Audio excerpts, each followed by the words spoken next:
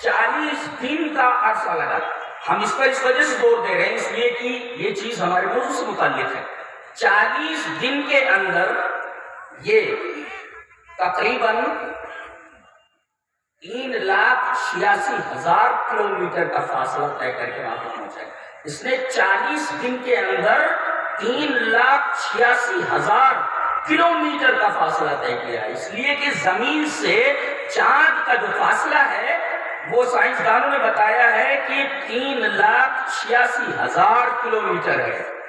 تو 3,86,000 کلومیٹر کا فاصلہ طے کر کے 40 دن کے اندر یہ خلائی جہاز چاند کے اوپر اترا ہے. یہ 3 حصوں سے مرکب ہے. ایک تو یان ہے وہ، اور دوسرے اس کے اندر ایک لینڈر ہے جس کو وکرم لینڈر بولتے ہیں، اور اس کے اندر ایک اور جو سواری ہے جس کو پرگیان روور بولتے ہیں.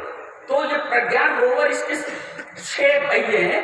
یہ چاند پر اتر گیا ہے اور چاند پر اتر کر کے یہ 6 پہیے کی جو پرگیان روور گاڑی ہے یہ گھوم رہی ہے اور یہ چاند کے بارے میں معلومات حاصل کر رہی ہے. چاند کی سطح کا مطالعہ کر رہی ہے، وہاں کی تصویر لے رہی ہے، وہاں کے جو کریٹرز گڈھے ہیں ان کی تصویریں لے کر لینڈر کو دے رہی ہے، اور لینڈر اس کو اسپیس سینٹر کے اندر بھیج رہا ہے زمین کے اوپر.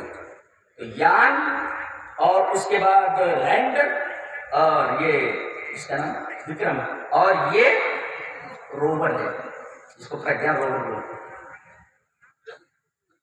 یہ تو رہا چندریان کے اوپر تھوڑا سا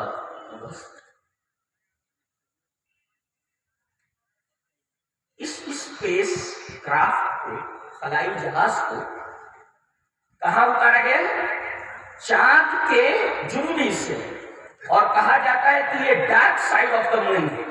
یہ چاند کا سب سے تاریک حصہ ہے. کیوں؟ اس لیے کہ یہاں سورج کی روشنی بہت کم پڑتی ہے، اور سورج کی روشنی کم پڑنے کی وجہ سے یہاں چاروں طرف برف پھیلی ہوئی ہے. برف، ابھی جو برف پھیلی ہوئی ہے، اب غور کیجئے کہ یہ اسپیس کرافٹ، یہ خلائی جہاز جو اتارا گیا ہے، اگر آگے انسانوں کی بستی وہاں پسانی ہوئی تو انسان کی بنیادی ضرورت پہلے پانی ہے.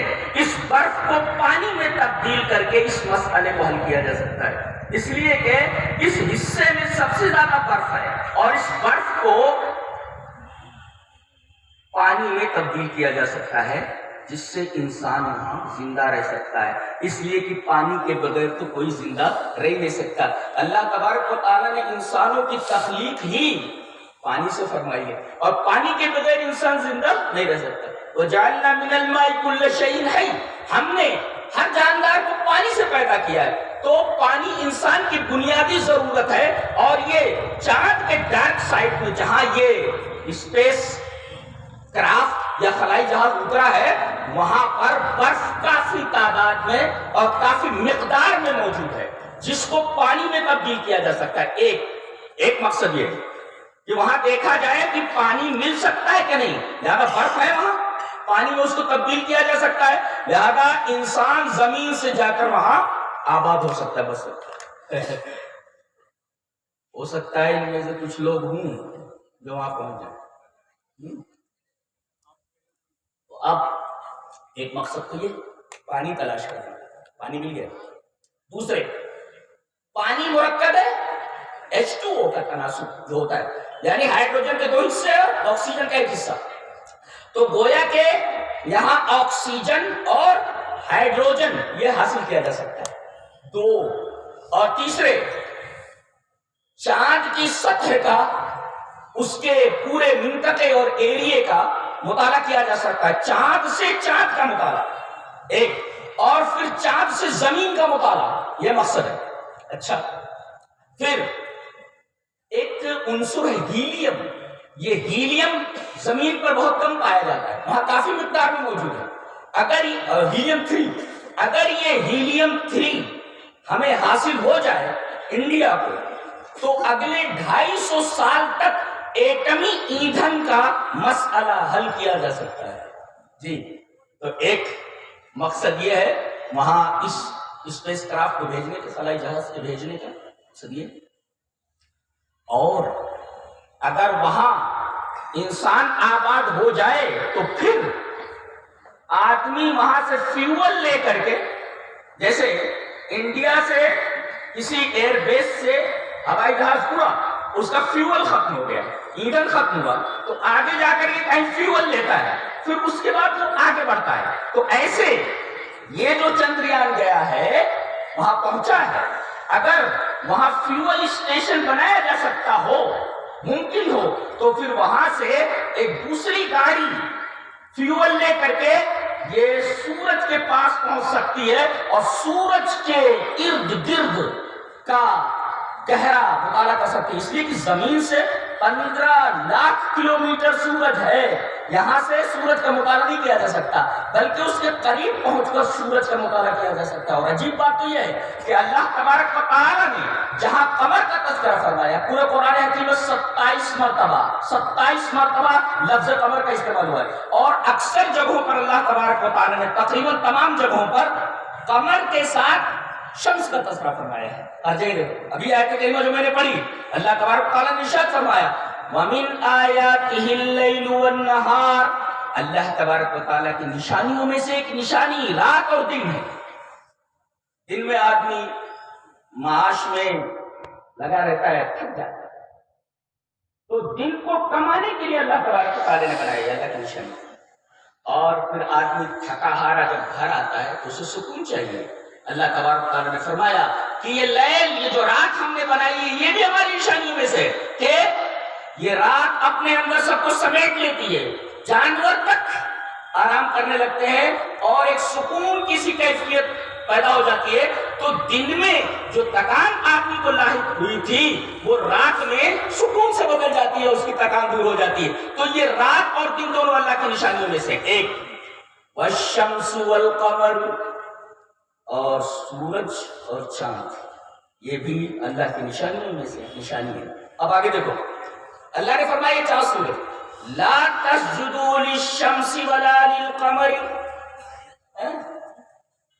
یعنی چاند پر پہنچ کر کے یہ ثابت ہو گیا کہ چاند دیوتا نہیں ہو سکتا. قدیم زمانے میں اور ابھی کچھ لوگ مانتے ہیں کہ چاند دیوتا ہے، چاند خدا ہے، چاند کے اندر الوہی پاور ہے. بتایا گیا کہ جس کورے کے اوپر، جس سیارے کے اوپر تم اپنا قدم رکھ سکتے ہو تو وہ ایشور کیسے ہو سکتا ہے، وہ خدا کیسے ہو سکتا ہے جو پیروں تلے آ جائے.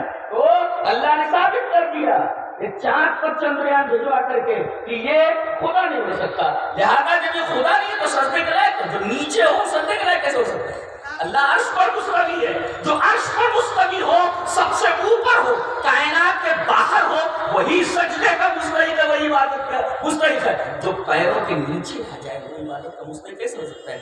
اللہ تبارک و تعالیٰ نے آفاق کے اندر یہ نشانی دکھا دی کہ چاند جس کو تم دیوتا مانتے ہو، جس کو تم خدا مانتے ہو، یہ خدا نہیں ہو سکتا. اس لیے کہ اس پر تو تم پہنچ سکتے ہو، اس کا مطالعہ کر رہے ہو. بھلا اللہ تبارک و تعالیٰ کی صفات کا کوئی مطالعہ کر سکتا ہے، جان سکتا ہے کیا ہے اس کی کیفیت کیا ہے؟ تو تم تو اس کی کیفیت جاننے کے لیے پہنچ گئے ہو. برف ہے، اس کو ایسا کیا جا سکتا ہے. ہیلیم ہے، اس کو جو ایٹمی ایندھن میں تبدیل کیا جا سکتا ہے. پانی ہے، اس کو آکسیجن اور ہائیڈروجن میں بدلا جا سکتا ہے. یہ ساری چیزیں وہاں پہنچ کر تم جان رہے ہو، تو خدا کیسے ہو سکتا ہے؟ تو لا تسجدوا للشمس ولا للقمر. ایک نقطہ بڑا عجیب و غریب جو بتانا چاہتا ہوں ساتھ کریمہ میں، وہ یہ